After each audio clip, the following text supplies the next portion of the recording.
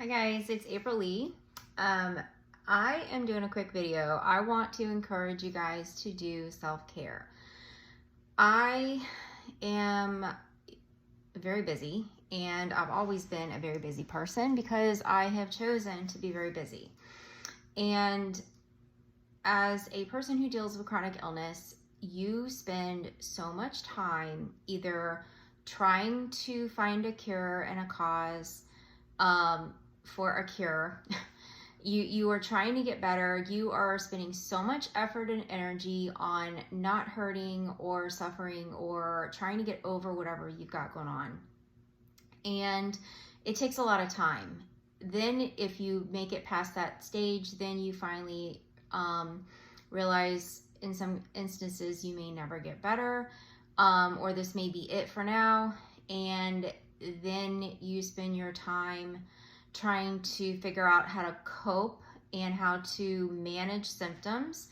And then if you get past that, you're at the stage I'm at now where I am like, all right, I've tried to fight it. It's not going anywhere. It's here. I either accept it or I don't. And if I don't accept it, I still have it. If I do accept it, I still have it. So might as well accept it and figure out a way to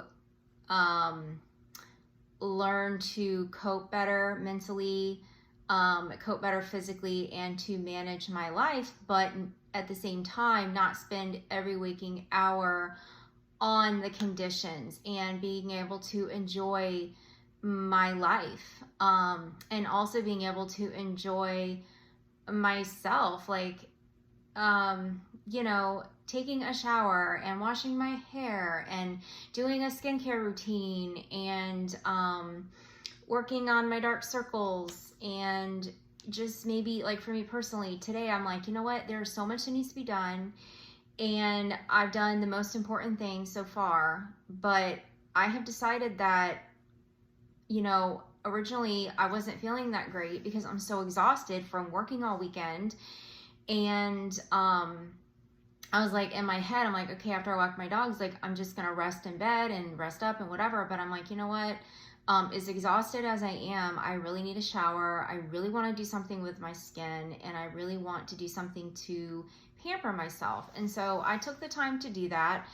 And maybe the whole thing is by the time I'm done with this video, it's going to be about an hour of that, and just probably throw on like I put on mascara because I love mascara, and I'm going to throw on it's a tinted moisturizer and call it a day, and probably put my hair in a little ponytail or something. And then I felt like I've done something for myself besides just clean my house or run an errand or tend to a pain or something. And so I want to encourage you to take even 5 minutes, because it took a lot of effort for me to mentally force myself to take care of myself, which sounds ridiculous, but I'm so busy doing things that need to be done and doing things that I feel like I have to do, that I just say I'll do that later, and I never get to taking care of myself. And if that makes any sense, I'm sure if you're a mom or you are busy or you choose to do everything for everybody else and then yourself last, you know what I'm talking about. So I wore these things right now, and I did this right now because I want to be a reminder that we need to take care of ourselves. If there is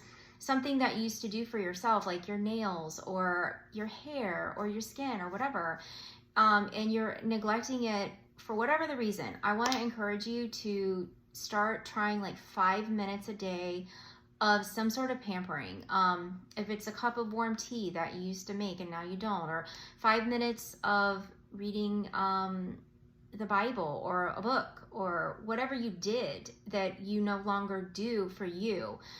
Just taking a minute to think about what you could do and add into your life that is for yourself, not just like if you're a mom, just doing the mom thing, or if you're busy working, just the working thing, or if you're dealing with chronic illness and you're like, I'm so tired, I've spent all this time dealing with chronic illness and I'm doing all my pampering things for the chronic illness.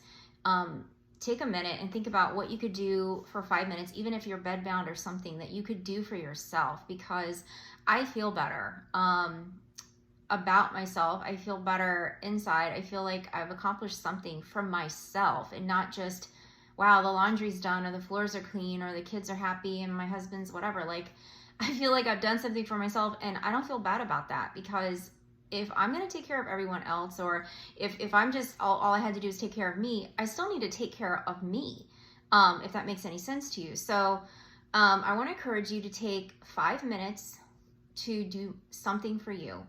And whether it's cosmetically, whether it's physically, whether it's mentally, spiritually, whatever it is that you are lacking for yourself, I encourage you to do that today. And I'm going to cut this video at that, because I just want you to take care of you. What I learned in therapy over the years is that I am what you call a doer, a fixer, a busy person. I choose to do that. It was not how I was raised. My parents were very laid back about things like, oh, try your best, whatever. Like, I didn't have anyone on my back saying, do it or else, or do all these things, and this is your value. Like, I somehow got in this cycle of, the more I accomplished, whether it was fully cleaning a home or doing my best at work or whatever it was, the more I did, the better I felt about me, and the more accomplished I felt, like that was my value in what I did. So when I became sick and I could do literally nothing, I couldn't even shower, my value and my self-worth was gone. I felt like I was useless, I was worthless, I was hopeless, I was nothing, which is ridiculous. And I've learned in therapy that what you do and how much of it that you do, and what you put your effort into, does not give the value of who you are as a human being. If you were never able to clean your house again, not saying that you can or can't, if you were never able to clean your house again, it does not mean that you have no worth and you are useless and you have no value. If you were never able to work again, it does not mean that you are useless, you are nothing, and you have no value. If you were never able to do whatever you put your value in, there are people that have become completely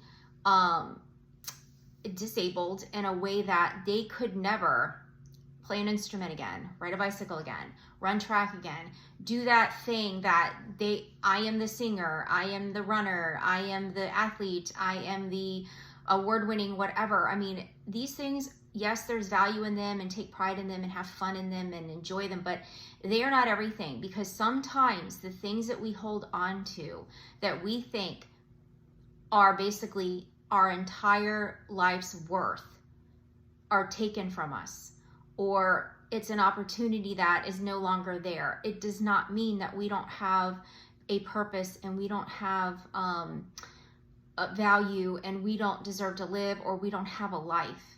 I know this kind of took a deep turn into something more deep, but I just want to encourage you that if you put value in something that you can no longer do because you're sick, or because you have a health condition that stopped you from it, or whatever the cause or whatever the reason, you still have value. You are still a person. You are still living and breathing and have life in you, and you can still do things. And if you feel like you've lost your way, or you've lost like what your purpose is, or like, what the heck am I going to do now? Or this is all I did all my life, and now what am I going to do? For me, I pray to the Lord for that, because He made me, He created me, He gave me purpose. There's more than one purpose in my life. I used to think the only purpose in my life was to sing, and over time I realized, as being a mom or a business owner or just a chronically sick person or an encourager or whatever I am, like, there is so many more things that God has me to do than just sing a song or just be a mom or just be a woman or just be an encourager. Like, there's so many things I am supposed to do in my daily life. And if you feel lost and like you don't know what those are, I go to God for those. I pray for those, and I ask Him to reveal those to me, and to help me in those. And usually He doesn't call the equipped or the ready or prepared. He equips the people who are willing and ready and wanting to be used by him. So if you feel hopeless and you feel like you have no purpose, and what is the point? There is a purpose and there is a point and there is a way, and God is that way. He's the only way. He's amazing. And if you're on here and that's not a problem, and you're not going that deep, wash your face, take a shower, clean your hair, do some stretching, do your workout.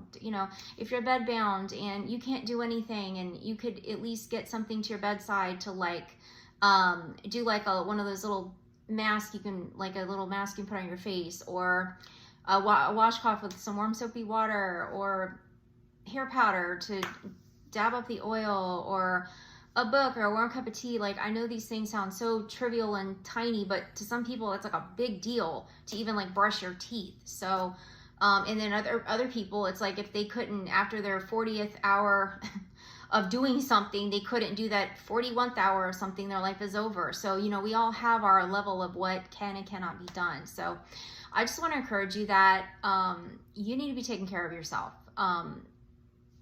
physically, mentally, and spiritually. And if you're lacking in any of those areas, take 5 minutes today and do what you got to do, and give yourself that. If it's 5 minutes of God, if it's 5 minutes of a facial, if it's 5 minutes of a shower, if it's 5 minutes of a project, or 5 minutes of a quiet time, whatever it is, take the 5 minutes and take care of you.